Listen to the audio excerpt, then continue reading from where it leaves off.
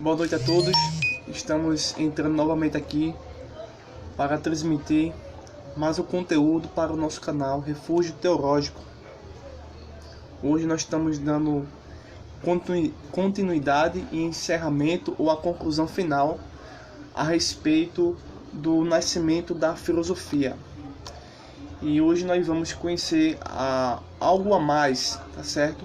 Que não foi visto ontem na live. Então nós hoje vamos conhecer que os primeiros filósofos eles nasceram na colônia da Jônia e na Grécia, tá? E veremos algo relacionado a Homero e Hesíodo, tá? E também vamos ver de certa forma a periodização da história da Grécia Antiga. Então aqui é um assunto muito mais no aspecto histórico, tá certo? Então a gente vai trabalhar com calma. Eu espero que o áudio esteja chegando a você de uma forma adequada para você me entender bem, tá certo? Eu vou depois entrar daqui a pouco no chat para ver se tem alguma pergunta, tá certo?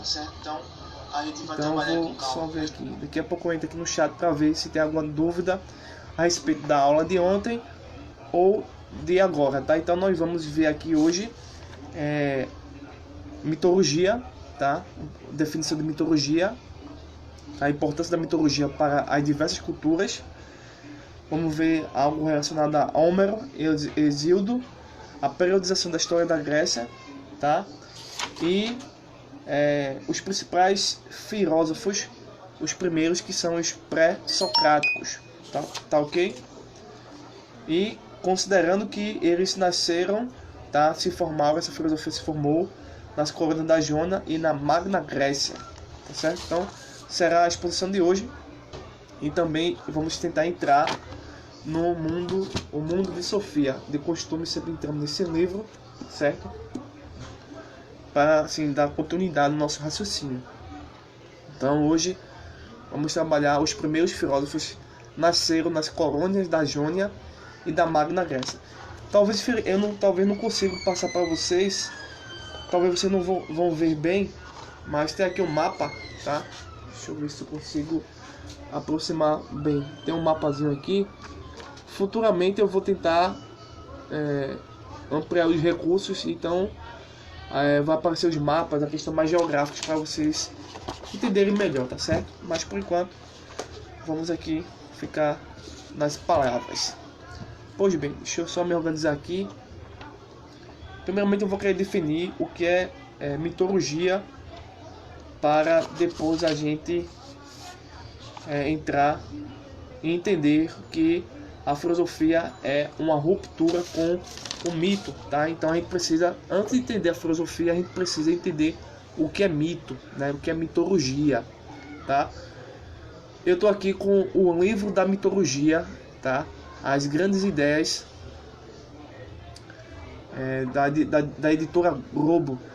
Então esse livro diz o seguinte sobre mitologia: toda a cultura humana desenvolveu uma mitologia própria para explicar suas origens e conseguir entender os fenômenos observados do mundo natural.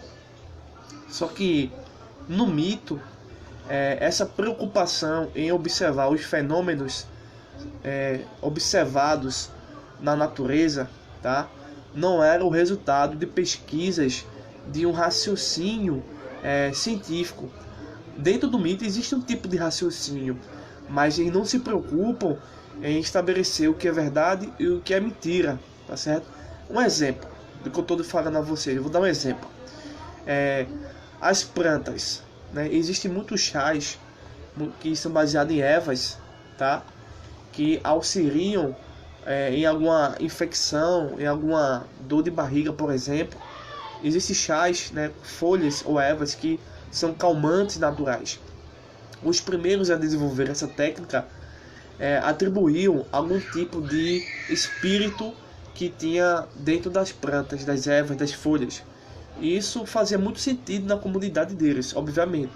Porém, com o avanço da tecnologia, dos estudos, das pesquisas, né, da capacidade humana de questionar o que estava ouvindo e vendo, percebeu-se que isso não tem nada a ver com a estrutura da matéria.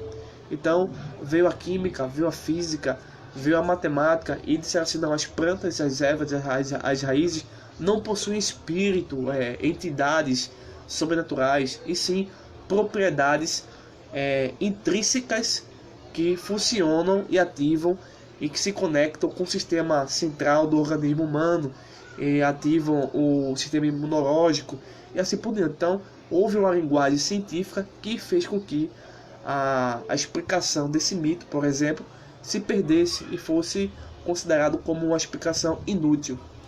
Então assim é a mesma coisa com a filosofia nesse caso que eu estou falando para vocês, tá? Então a palavra mitologia vem do grego mitos, significando história, e logia, conhecimento. Então a história do conhecimento, né? Os mitos falam sobre a criação do mundo ou prevêem seu fim, explicam como os animais foram feitos e como a terra se formou. Fazem uma ponte ligando o mundo dos homens com o mundo dos espíritos, ou deuses, né? Lembrando aí o Panteão dos gregos, né? Tentam impor uma ordem no caos aterrorizante e confrontar os mistérios da morte. Essencialmente, os mitos estão na base das religiões, elas definem as culturas e codificam seus valores. Bem, aqui os mitos estão na base das religiões, tá? Provavelmente aqui você entende que é apenas o cunho ou a expressão do pesquisador que escreveu o livro que eu estou citando, tá? Então, o pesquisador está estabelecendo esse fato, que ele diz que todas as religiões, isso é falso, com exceção do cristianismo. O cristianismo não é uma religião no sentido sociológico, porque aqui está analisando no sentido sociológico. Quem faz uma perspectiva, uma leitura em direção a uma sociologia, vai dizer que tudo é religião e tem base mitológica, tá? Mas se nós pegamos as evidências, né, entramos aí dentro da filosofia, também a filosofia cristã, você vai ver que não é nada disso. Mas esse ponto aqui está equivocado, tá? De fato, em todas as religiões tem mitologias, isso é inegável. Porém, no que diz respeito ao cristianismo, não encontramos de fato nenhum mito, tá? Geralmente as pessoas que atribuem mito ao cristianismo são cosmovisões ateias, tá? Só uma observação. Então aqui também, os mitos exerceram grande influência no tecido social das maiorias das civilizações da história. A rica e complexa mitologia do tempo do Antigo Egito enfatizou a criação da ordem a partir do caos. Tais histórias validavam a governança da sociedade e legitimavam um status quo em que o próprio faraó era visto como divino. E, portanto, merecedor de ser servido.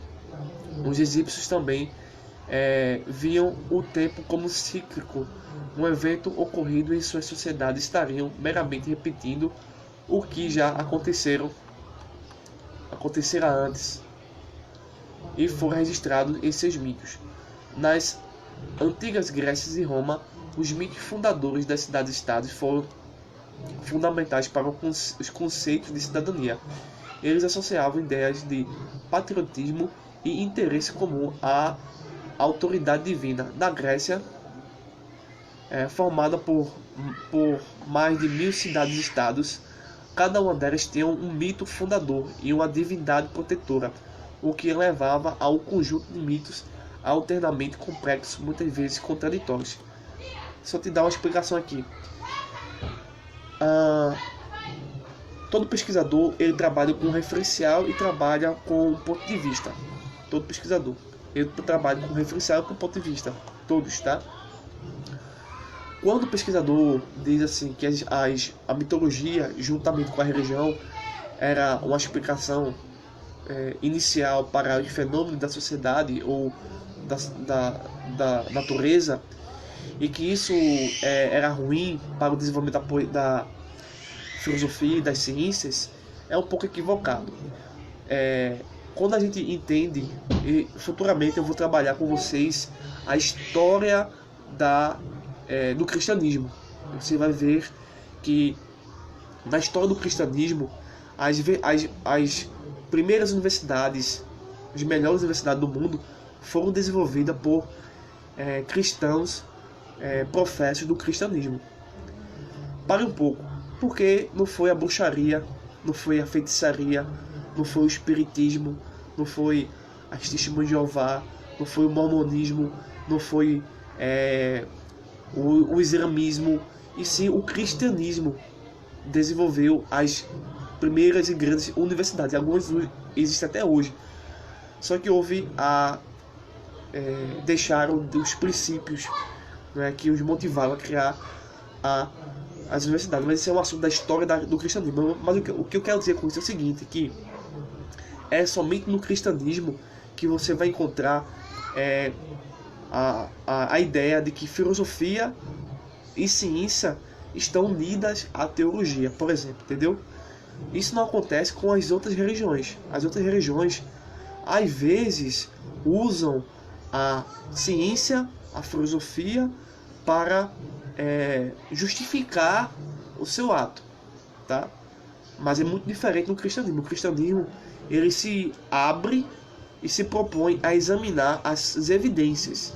Por exemplo, a Bíblia fala sobre uma região geográfica. Então, vamos verificar se existe ou não existe essa região geográfica, né? Por exemplo. Então, você vê a diferença entre cristianismo e religiões. Então, se você quiser entender um pouco mais sobre isso, vem fazer o curso de apologética, que é um outro curso nosso que a gente vai explicar direitinho sobre isso. E futuramente eu vou estar lançando o curso História do Cristianismo, onde eu vou mostrar a vocês que o cristianismo é o principal responsável pelas escolas, pela cultura, filosofia, pela sociedade. As demais religiões não têm esse papel, ok? Por outro lado, pelo entendimento sociológico, que é uma concepção de ver os acontecimentos, se diz que mito e religião são fatos contraditórios. Obviamente, fora do cristianismo, isso é contraditório, isso é irracional, tá? No cristianismo faz todo sentido. É só você pegar as contribuições de Santo Agostinho, Tomás de Aquino, Averroes, outros filósofos da antiguidade, cristãos que desenvolveram a filosofia cristã, você vai ver isso também. Inclusive, se você quiser fazer também filosofia da religião, você pode fazer um outro curso que aí trabalha um pouco sobre isso aí. Pronto, então, no texto aqui, tá, do livro O Livro da Mitologia, continuando para concluir essa parte aqui, essa primeira parte, tá, essa primeira introdução. Depois eu vou ver se o chat tem alguma pergunta. Foi preciso que os poetas Homero e Hesíodo criassem um registro pan-helênico da mitologia grega. Então, antes de Hesíodo e de Homero, a mitologia não tinha como guardar, tá? É a partir de Hesíodo e Homero que eles vão registrar, tá? Em forma de poesia, nos pergaminhos, tá? As explicações que a mitologia tinha para a sociedade. Então eles vão desenvolver aí o épico de Homero, a Ilíada, a Odisseia, a Teogonia. Então eles vão reunir as primeiras e mais confiáveis tentativas de tecer a disparidade dos mitos gregos com o fio narrativo. Então existe a tentativa de Hesíodo e de Homero de tentar convencer o público, ou até mesmo os pré-socráticos, de que a mitologia tinha de fato ainda um tipo de verdade, tá? Que poderia servir para as sociedades. Só que isso vai ser refutado pela filosofia, tá? Então a filosofia vai refutar os falsos deuses.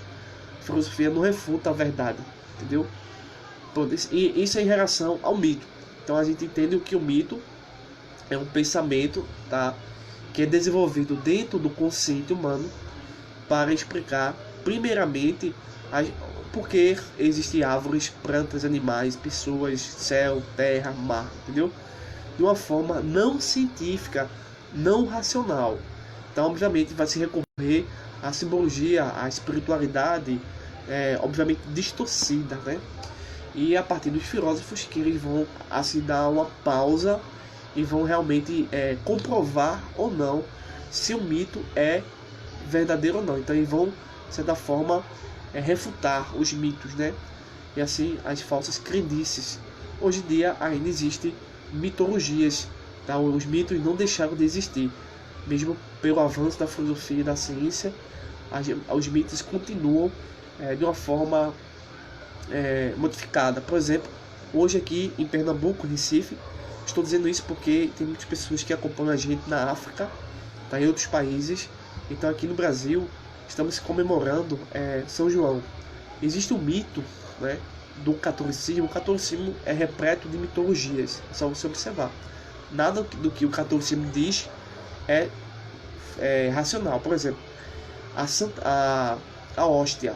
Eles dizem que na hóstia o sangue, o vinho e o pão, né, que é a hóstia, se transformam em carne e em sangue, literalmente.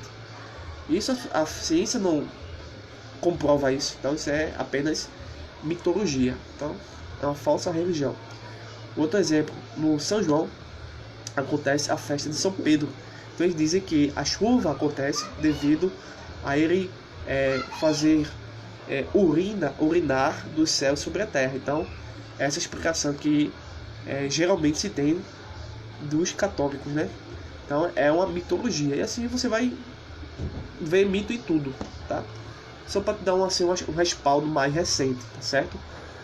Eu vou entrar aqui no chat para ver se tem alguma dúvida a respeito não do mito ou a respeito da gênese da filosofia, que é o tema geral, mas que estamos desenvolvendo e concluindo, trazendo algumas informações a mais do que não foi visto ontem, tá? Então nós estamos na aula de número 9 do curso Filosofia Avançada. Deixa eu ver aqui se eu consigo entrar aqui no chat, tá certo? Se tem alguma... Deixa eu ver aqui, porque para eu ver aqui, tem que só me inclinar um pouco. Deixa eu ver se consigo ver por aqui. Que aqui tá ao contrário, sabe? Diego. Boa noite, Diego. Um abraço, meu amigo. Um abraço para você também. Ronaldo também tá nos acompanhando, o irmão Ronaldo. Boa noite também para você. Diógenes. Boa noite, Diógenes. Aí você diz assim, ou seja, a mitologia teve um impacto muito forte na sociedade antigamente. Sim, teve um impacto muito forte. Por quê? Porque a gente pode dizer que sim. Porque as pessoas que contavam mito, contavam através de comunicações em que havia a continuidade do mito e a preservação do mito de via oral, mas baseado no medo. O mito, ele gera o medo. O mito gera o fato de você não poder questionar o mito. O mito deveria ser visto como uma espécie de explicação mais perfeita para a sociedade grega, por exemplo. Então, o mito só foi importante quando as pessoas não se permitiam questionar os valores que os mitos tinham para estabelecer na sociedade. Então, o mito só continuou a existir através do medo, de tabus, da própria ignorância. Então você vai ver, daqui a pouco eu vou entrar aqui no período da civilização micênica, onde de fato os mitos vão aí se multiplicar de uma forma muito rápida. Então foi importante porque foi a primeira explicação que os seres humanos tinham. Então a mitologia ela está em todas as culturas, e sociedades. Então cada um vai ter sua explicação. Mas os filósofos da Grécia, da Magna Grécia, né, os pré-socráticos, eles vão fazer o quê? Se você acompanhar antes, eles vão fazer o seguinte: eles vão buscar um princípio que domina, explica, sustenta e dá origem aos fenômenos aos fenômenos naturais. Por exemplo, as leis de Newton, tá? Isso já é uma evolução depois dos filósofos, muito tempo depois, mas estou dando um exemplo. As leis de Newton, a gravidade, né? A gravidade, os corpos são atraídos para a Terra, então as maçãs e frutas caem por causa da gravidade. Mas para uma pessoa comum, ou para a mitologia, a manga caiu porque ela estava madura, estava boa para se comer. Isso não é explicação. Entendeu?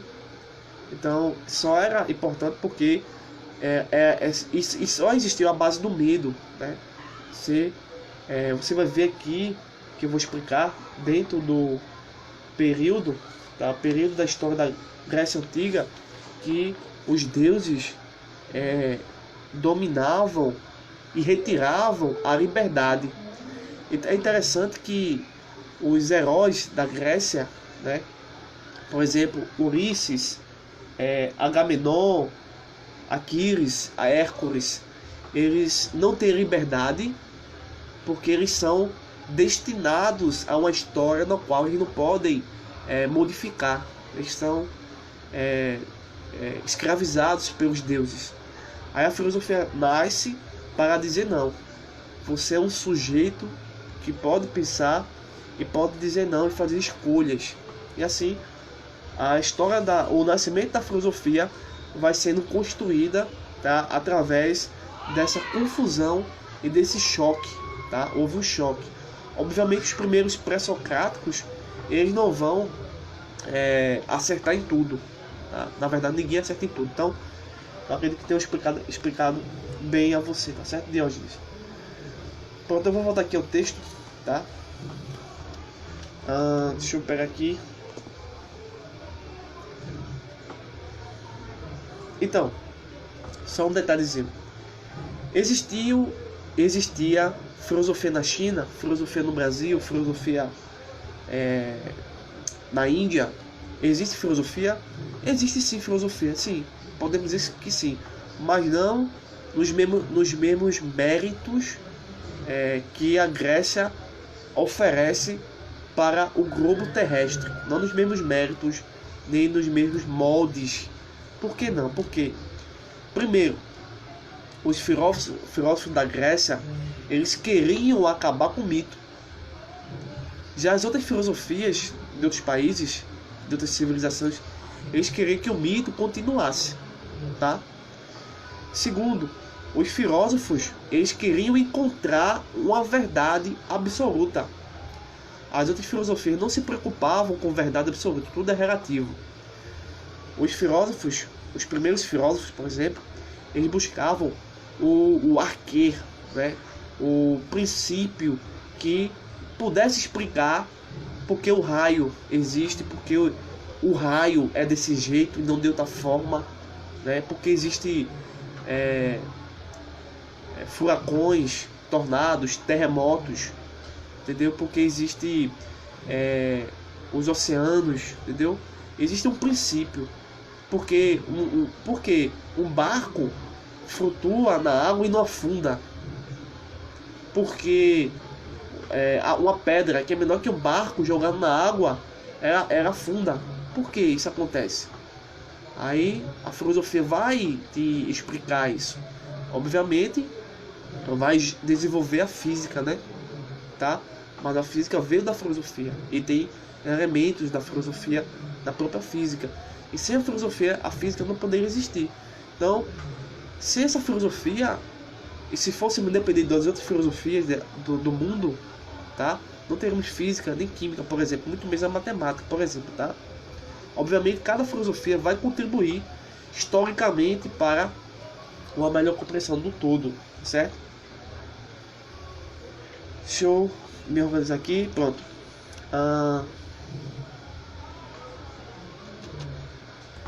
Eu tenho aqui na página 79 de um dos meus livros de filosofia, que é esse aqui, ó. Filosofando, tá? É um livro antigo. E toda essa filosofia são duas escritoras da editora Moderna. Na página 79 tem um quadro, tá? Estou citando a fonte. Um quadro sobre a periodização da história da Grécia Antiga. Aí eu vou fazer uma citação aqui e depois eu vou fazer uma pequena explanação. Então, a história da Grécia Antiga, no que diz respeito à filosofia, ao desenvolvimento da filosofia, ela tem pelo menos 5 períodos importantes para se compreender a ideia de mitologia a ideia de filosofia e assim por diante. A primeira periodização, tá, é a civilização micena, tá, em torno do século X e século XII antes de Cristo. Essa civilização micena, tá, desenvolveu-se desde o início do segundo milênio antes de Cristo e tem esse nome pela importância da cidade de Micenas, de onde por volta de 1250 a.C. Partem Agamenon, Aquiles e Ulisses para sitiar e conquistar a cidade de Troia, tá? Que é relatada depois pelos escritores poetas. Temos depois os tempos homéricos, séculos XII e século VIII a.C. Nesse período teria vivido Homero no século IX ou século VIII a.C., na transição de um mundo essencialmente rural e senhores enriquecidos formam a aristocracia proprietária de terras, recrudesce o sistema escravista. Período arcaico, século VIII e século VI a.C., com o advento das cidades-estados, porém ocorrem grandes alterações sociais e políticas, bem como o desenvolvimento do comércio e a expansão da colonização grega. Período clássico, século V e século IV a.C., apogeu da civilização grega, na política, expansão da democracia ateniense, desenvolvimento das artes, literatura e filosofia.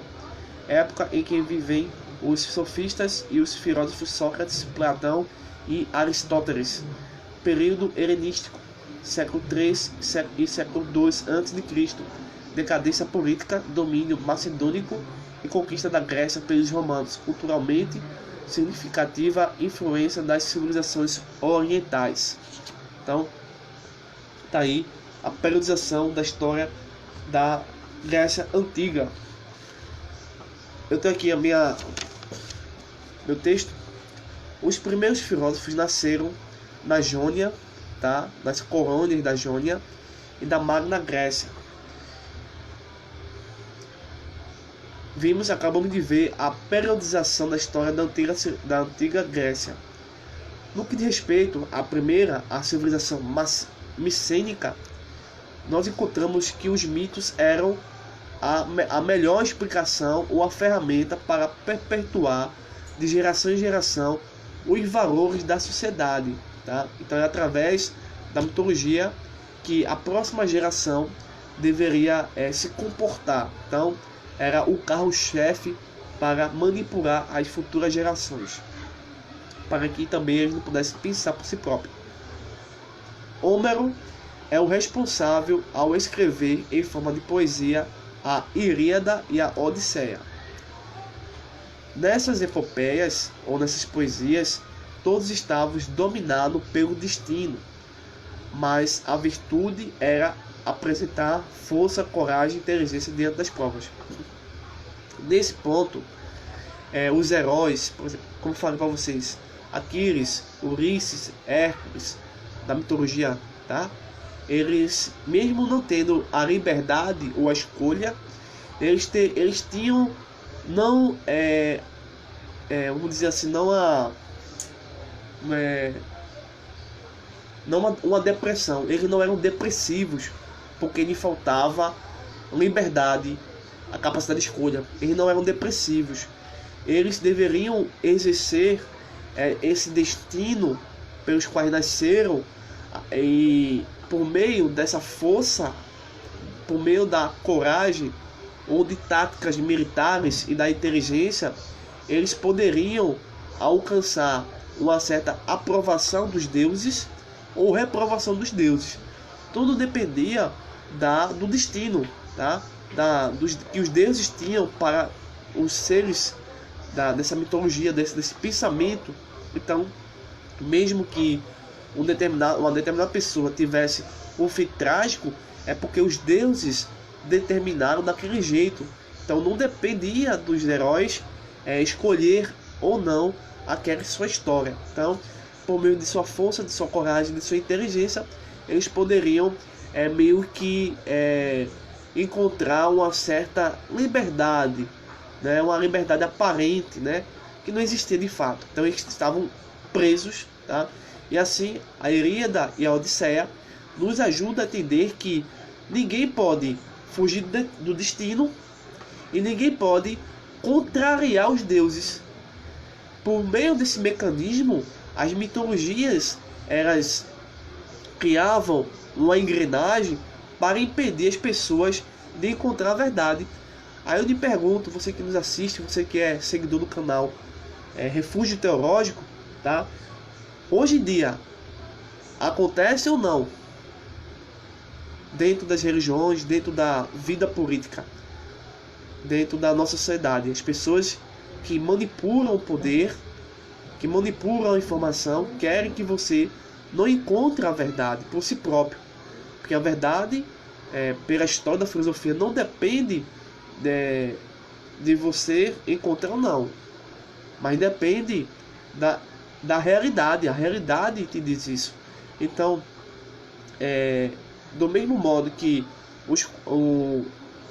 a poesia, a epopeia Ilíada e Odisseia fazia com que os heróis e personagens eram impedidos de sair do destino. Então, muitas vezes, somos impedidos de sair dessa caverna de Platão, por exemplo, para encontrar a verdade. Ou somos incapazes de combater um inimigo muito forte. Mas cada caso é um caso, tá? Cada caso é um caso. Por outro lado, os mitos, né, a Odisseia, tá? Que a Odisseia é o retorno de Ulisses para a sua terra e para a sua amada. Ele vai nessa história você vai encontrar muita sabedoria, muita coisa interessante, mas o princípio é que ninguém pode contrariar os deuses, ninguém pode duvidar dos deuses. Se alguém diz que a terra é plana e acabou-se. Você não pode duvidar, entendeu? Mas diferente da filosofia, você poderia duvidar de qualquer coisa, porque a filosofia se propõe a conduzir as pessoas a uma verdade perfeita, por meio da dúvida, por meio da pergunta honestamente intelectual. Não perguntar por perguntar, tá? Os mitos não queriam que você interrogasse nada. Bem, já Hesíodo, tá? Escreveu aí a Teogonia, a origem dos deuses. Aqui estamos no período arcaico, tá? No período arcaico, Hesíodo vai superar a poesia impessoal e coletiva das epopeias. É no período arcaico que aparecem os primeiros filósofos. É que esse período, o período arcaico, tá, do século VIII e o século VI a.C., é um período de transição, é um período de ruptura, é um período onde as algemas se quebram, tá, no sentido metafórico, para descobrir as verdades e resolver os problemas filosóficos.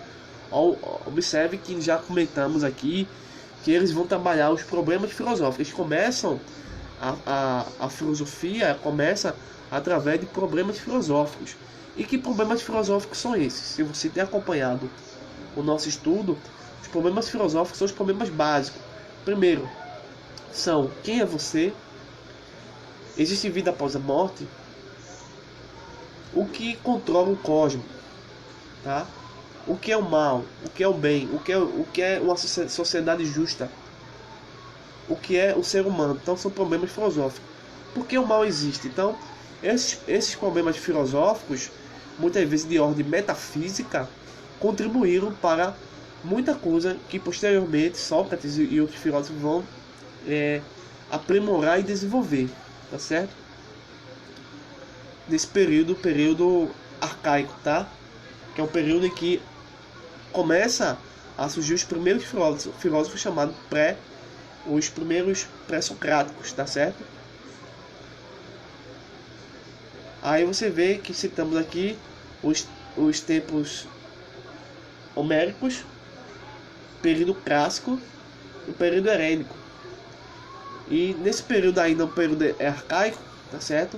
Nós podemos citar aqui os principais pré-socráticos, que já falamos bastante sobre eles e qual era a sua a sua pedra filosofal, vamos dizer assim, a pedra filosofal, ou a sua explicação para as transformações da natureza, tá?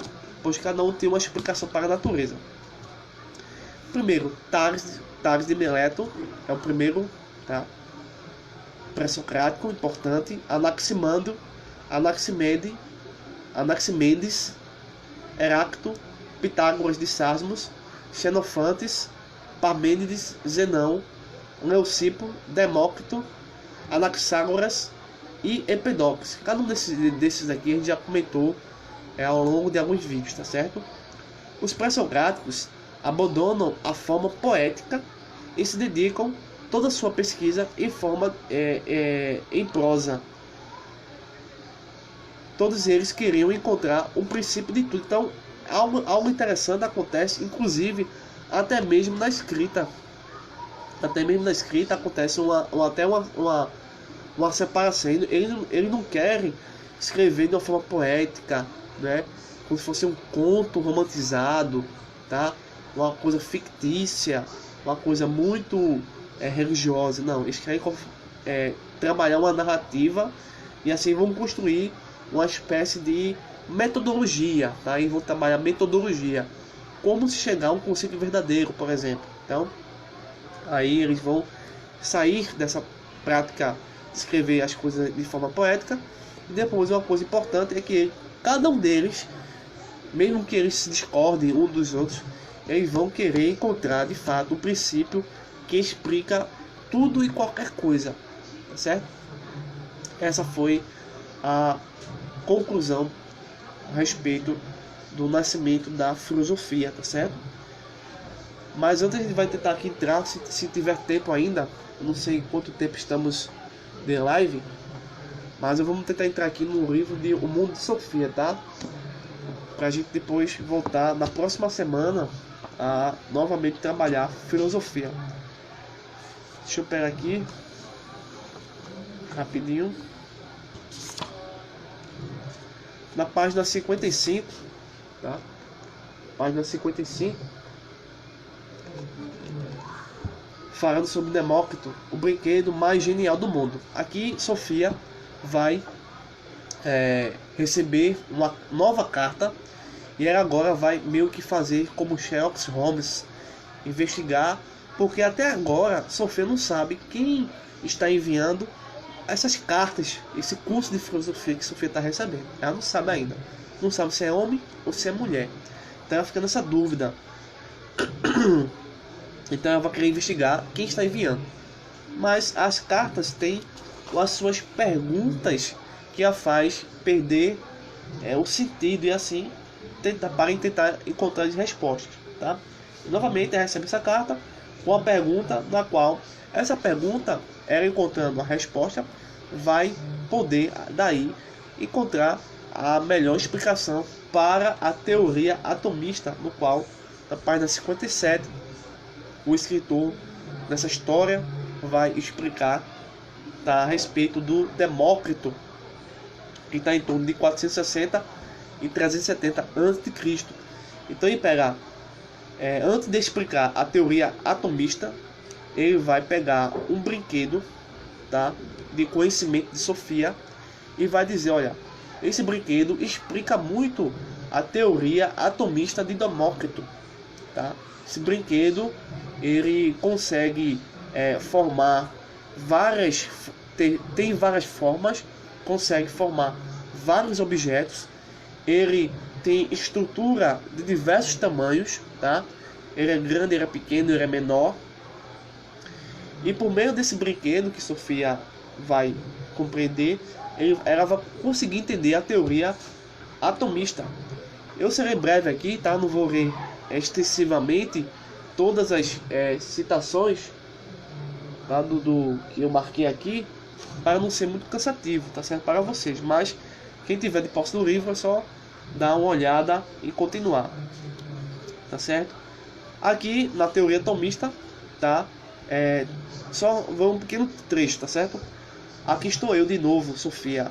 Hoje você vai aprender um pouco sobre o último dos grandes filósofos da natureza, que são os pré-socráticos, tá ok?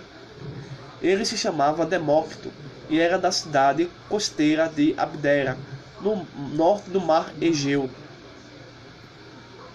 Aqui o escritor e a história vai trabalhar o conceito de átomo, né?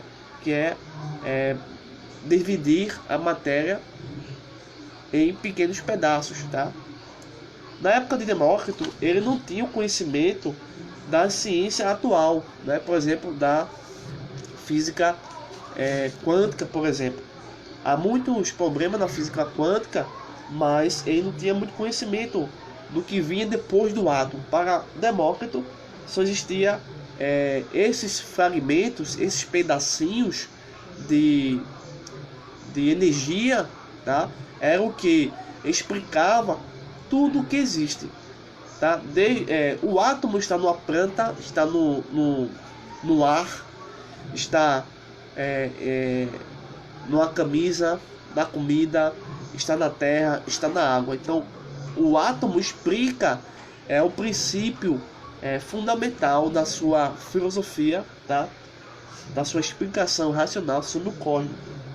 Então, o átomo, ele é uma coisa muito pequena que ele vai aqui definir, mas na página 58 tem dito assim: nos dias de hoje a ciência descobriu que os átomos podem sim ser divididos em partículas ainda menores. Então veja que a filosofia te dá-nos um pequeno vislumbre para que as futuras gerações descubram mais coisas, tá? Através de questionamentos sadios. Do mesmo modo aconteceu agora, porque a gente não ficou somente com os átomos, ficamos agora com partículas menores, moléculas menores. E aqui no texto assim, denominadas de partículas elementares. Elas se chamam prótons, nêutrons e elétrons. E assim a gente consegue explicar aí milhares de coisas, tá? Através desses prótons, nêutrons e elétrons. Sem isso não conseguimos explicar. E talvez essas partículas sejam compostas de pedacinhos menores ainda. Então dá a ideia de um mundo subatômico. Mas os físicos concordam que deve haver um limite em algum lugar. Mesmo havendo a partícula da partícula, existe um fim. Existe a conclusão final, que ainda a física e a ciência chegou nesse quesito.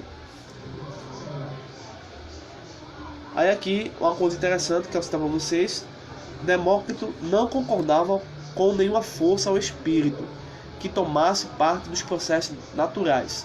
A única coisa que existe são os átomos, o espaço vazio, apontava ele. Como não acreditava em nada além desses materiais, nós o chamamos de materialista. Então, aqui é um conceito filosófico. Então, fique muito conectado a esse conceito filosófico e a definição que o próprio livro dá, tá? Então, o que é um materialista? O materialista é aquele que acredita que só existem átomos, tá certo? Bem, isso não significa que tudo que acontece é obra do acaso, pois tudo obedece a leis inquebráveis da natureza. Aí eu poderia dizer assim, o princípio da casualidade, tá certo? Demócrito dizia que existe uma causa por trás de tudo que acontece, uma causa inerente às próprias coisas, né? Uma causa que é anterior ao efeito. Ele disse certa vez que prefere descobrir uma lei natural a se tornar rei da Pérsia. A teoria atomista explicava também nossas percepções sensoriais. Segundo Demócrito, quando percebemos algo, isso se deve ao movimento dos átomos no espaço vazio. Mas quanto à consciência, deixa eu te dizer uma coisa importante. Antigamente a gente imaginava, antes da psicanálise e da neurociência, as pessoas diziam que a consciência estava dentro do cérebro, tá? Aqui dentro. Mas quando vem da neurociência, da psicanálise, a consciência é algo fora, tá? Da nossa cabeça, está fora a consciência. Então, aqui a gente tem que entender nesse sentido, da consciência algo fora da cabeça. Existe uma coisa fora da cabeça que se chama consciência, tá? Mas quanto à consciência, ela não poderia ser constituída de átomos nem de coisas materiais, certo? Então aqui se supõe que a consciência ou a mente seria constituída de átomos. Será que isso é verdade? Já é um problema filosófico. O que é mente, tá? A gente falou isso um pouco recentemente sobre isso. Demócrito achava que a alma era feita de átomos especiais, redondos e lisos, chamados de átomos da alma. Bem, nem tudo que Demócrito está dizendo ele conseguiu provar, tá certo? Ele apenas está supondo, tá certo? Aí ele diz assim: isso significa que os homens não possuem uma alma imortal? Eu quero deixar essa pergunta para você. Você tem uma alma imortal? Nesse quesito, a filosofia é incapaz de responder, porque a filosofia ela não consegue verificar, examinar e analisar fenômenos ou existência fora do corpo, tá? Fora da matéria, pois a filosofia está presa à matéria, tá? A única coisa que explica se a alma é imortal ou não, tá? É a própria teologia, tá? Talvez em algum sentido a filosofia contribua para o fortalecimento do que a teologia ensina, mas a filosofia não se deve ser responsável por determinar se existe ou não alma imortal. A filosofia não cabe a filosofia responder isso, mas isso é apenas uma suposição que advém do fato de pensar se a consciência é um átomo. Se fosse um átomo, tudo se acaba, então não existe o sentido para a própria vida humana, tá certo? Com sua teoria atomista, Demócrito estabeleceu um novo patamar para a filosofia grega. Ele concordava com Heráclito sobre o fato de que tudo na natureza se modifica. As coisas vêm e vão, mas por trás de tudo que se transforma, existem algumas coisas eternas e constantes que não fluem. Demócrito as chamou de átomos. Então tá aqui a parte que nós vamos encerrar e vamos depois entrar na página 61, cujo título é O Destino. Os adivinhos tentam prever algo para que na verdade é imprevisível. Vamos ver uma coisa muito interessante nessa página, nesse contexto. Então, o mundo de Sofia, nossa dica de leitura, tá? Então, eu estou finalizando esse estudo com vocês e finalizando a parte que foi dois vídeos do dia ontem de hoje, somente sobre o nascimento da filosofia. Então, tem muita coisa ainda sobre filosofia. Então, é uma matéria, não é simples e também não é difícil de se entender, tá? Mas é importante a gente conhecer alguns detalhes para a gente não fazer um pensamento falso a respeito dos primeiros filósofos, os pré-socráticos, tá certo? E a sua data, o local onde surgiu, as suas primeiras preocupações, os primeiros problemas filosóficos que auxiliam, tá certo? A gente a não ter uma crença falsa, né? Muitos de nós temos crenças falsas, tá? Então a filosofia é importante para isso, porque a gente não consegue sustentar crenças falsas. Então, se você assistiu esse vídeo, eu quero que você se inscreva no nosso canal, se puder, se quiser também, compartilhe esse vídeo, deixe seu like, tá certo? Porque é muito importante. Esse vídeo eu vou baixar aqui agora e vou colocar já no canal Refúgio Teológico, tá certo? Estamos chegando aí em torno de 600 inscritos, tá? Não é fácil fazer esse trabalho, né? É um trabalho acadêmico, tá? É um trabalho muito difícil, é um trabalho que requer muito esforço e muitas vezes o resultado não é muito esperado. Nós queremos ter aí já 10 mil inscritos, mas estamos aí com alguns poucos que nos ajudam, tá? Esses poucos sempre nos ajudam em tudo, mas vamos caminhando e vamos chegar aí aos 10 mil, se assim Deus nos permitir, tá? Estamos aí no curso de filosofia avançada e, como são vocês, daqui a algum tempo, eu não tenho a data ainda, eu vou criar o curso de história do cristianismo para trabalhar alguns pontos que é necessário para entender, que tem conexão com a própria filosofia, tá bom? Então, até o próximo estudo, até o próximo vídeo. Eu acredito que nós teremos estudo na quinta-feira, tá? Sobre apologética, tá? Apologética, curso de apologética, tá bom? Então, forte abraço e obrigado a todos que acompanharam a nossa live, tá? Até aqui. Espero que a exposição do conteúdo tenha sido satisfatória, tá? De uma forma que você possa ter entendido. Então, até mais. Obrigado. Acho que não tem mais nenhuma pergunta não, né? Deixa eu fazer uma pergunta aqui. Diógenes. Diego. Que livre é aquele que conseguir dominar seus sentimentos, seus pensamentos e a si próprio. Exatamente, Sócrates. Sócrates, ele, segundo os pesquisadores, ele foi um sofista, um falso filósofo.